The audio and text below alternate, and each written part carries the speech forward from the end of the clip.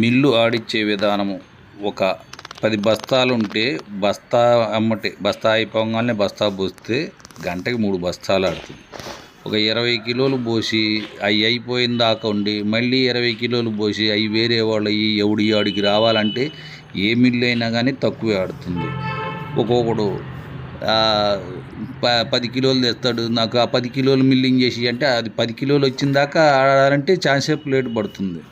అదే బస్తా ఒడ్డు మామూలుగానే గంటకు 3 బస్తాలు ఆడిద్ది.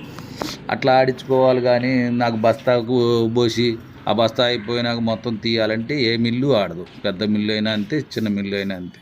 కాకపోతే 10 కిలోలు కూడా మిల్లింగ్ చేసుకోవచ్చు దీంట్లో.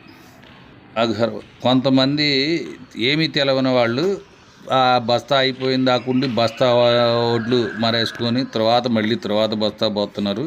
అట్లా పోయకూడదు. బస్తా అయిపోగానే రెండో బస్తా పోసుకోవాలి. అప్పుడు నీకు 6 బస్తాలు అన్న మిషన్ 6 బస్తాలు ఆడిద్ది, 3 బస్తాలు అన్న మిషన్ 3 బస్తాలు ఆడుతుంది. అదే 8 బస్తాలు కూడా ఆడేది ఉంది. ఏదైనా కానీ బస్తా అమ్మంటే బస్తా పోయాలి. పెద్ద మిల్లులాగే మిల్లింగ్ చేసుకోవాలి. అంతేకాని మనం 10 కిలోలు 20 కిలోలు పోయకూడదు.